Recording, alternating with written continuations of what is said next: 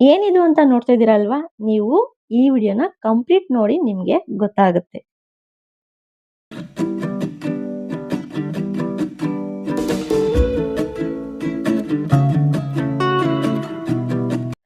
Hi ಎಲ್ಲರಿಗೂ ನಮಸ್ಕಾರ. Welcome to ಸಮೃದ್ಧಿ ಅಡುಗೆ ಮನೆ. ಇವತ್ತು ಸ್ಪೆಷಲ್ ಆಗಿ ಒಂದ್ ರೆಸಿಪಿ ಅಂದ್ರೆ ಅದು ಎಲ್ಲರಿಗೂ ಇಷ್ಟ ಆಗುತ್ತೆ ಕೂಡ. ಸೊ ಮಾವಿನ ಹಣ್ಣಿನ ಸೀಕರಣೆ. ಇದು ಒಬ್ಬಿಟ್ಟು ಜೊತೆ ತುಂಬಾ ಚೆನ್ನಾಗಿರುತ್ತೆ ಅಂತ ಹೇಳಿ ಮಾಡಿದ್ರು ಆಂಟಿ. ಅದು ನನ್ನ ಫ್ರೆಂಡ್ ಅಮ್ಮ. ಹಾಗೆ ತುಂಬಾನೇ ಚೆನ್ನಾಗಿತ್ತು ಕೂಡ. ಸಿಂಪಲ್ ಆಗಿ ಈ ತರ ಮಾಡ್ಕೋಬಹುದು ಅಂತಾನು ಹೇಳ್ಕೊಟ್ರು. ಸೀಕರಣೆ ಮಾಡೋದಿಕ್ಕೆ 2 ಮಾವಿನ ಹಣ್ಣು ತಗೊಂಡಿದ್ದೆ. ಅದ್ರ ಮೇಲಿರುವಂತ ಸಿಪ್ಪೆನೆಲ್ಲ ತೆಗ್ದಿ ಆಂಟಿ ರೆಡಿ ಮಾಡ್ಕೊಳ್ತಾ ಇದ್ರು ಸೀಕರಣೆ ಮಾಡೋದಿಕ್ಕೆ. ತುಂಬಾನೇ ಚೆನ್ನಾಗಿತ್ತು. ಹೋಳಿಗೆ ಜೊತೆ ಅಂತೂ ಚಪಾತಿಗೂ ಕೂಡ ತಿನ್ಬೋದು ಅಂತಾನು ಹೇಳಿದ್ರು.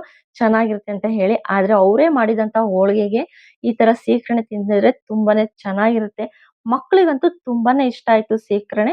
ನಾವು ಒಂದ್ಸಲ ಟ್ರೈ ಮಾಡ್ಬೋದಲ್ಲ ಅಂತ ಅನ್ಕೊಳ್ತೀರಾ ನೋಡಿದ್ರೆ. ತುಂಬಾ ಈಸಿಯಾಗಿ ಮಾಡ್ಕೊಟ್ರು. ತುಂಬಾನೇ ಚೆನ್ನಾಗಿತ್ತು. ಸೊ ನೋಡ್ಬೋದಲ್ಲ 2 ಮಾವಿನ ಹಣ್ಣು ಕೂಡ ಸಿಪ್ಪೆ ತೆಗ್ಕೊಂಡು ರೆಡಿ ಆಗಿದೆ.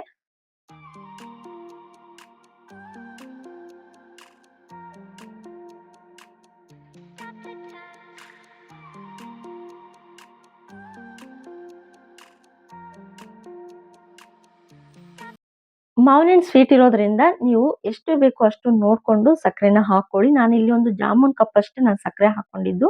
ಯಾಕೆಂದ್ರೆ ಮಾವಿನ ಹಣ್ಣು ಸಿಹಿ ಇತ್ತು ತುಂಬಾ. ಅದಕ್ಕೆ 1 ಕಪ್ ಅಷ್ಟು ನಾನು ಸಕ್ಕರೆ ಹಾಕೊಂಡಿದ್ದೀನಿ. ನಿಮ್ಗೆ ಎಷ್ಟು ಬೇಕು ಅಷ್ಟು ಹಾಕೊಳ್ಳಿ.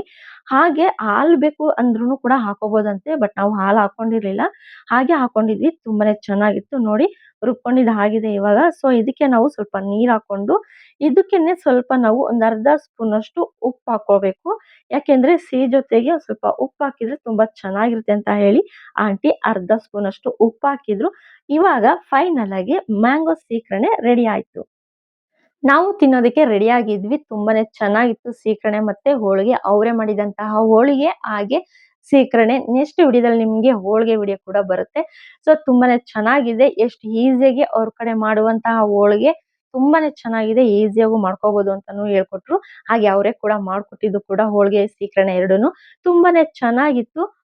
ನೀವು ಒಂದ್ಸಲ ಮಾಡೋದಕ್ಕೆ ಟ್ರೈ ಮಾಡಿ. ಈಸಿಯಾಗಿ ಅಂಡ್ ಸಿಂಪಲ್ ಆಗಿ ಇವಾಗ ಮಾವಿನ ಹಣ್ಣಿನ ಸೀಸನ್ ಇರೋದ್ರಿಂದ ನೀವು ಒಂದ್ಸಲ ಟ್ರೈ ಮಾಡಿ ಮಕ್ಳಿಗೆ ಮಾಡ್ಕೊಡಿ.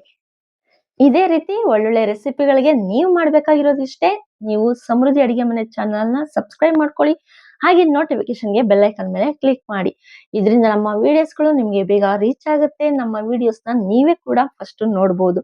ಸೊ ಇನ್ನೂ ನಮ್ಮ ಚಾನಲ್‌ನ ಯಾರೆಲ್ಲ ಸಬ್ಸ್ಕ್ರೈಬ್ ಮಾಡ್ಕೊಂಡಿಲ್ಲ ಪ್ಲೀಸ್ ಮಾಡ್ಕೊಳ್ಳಿ.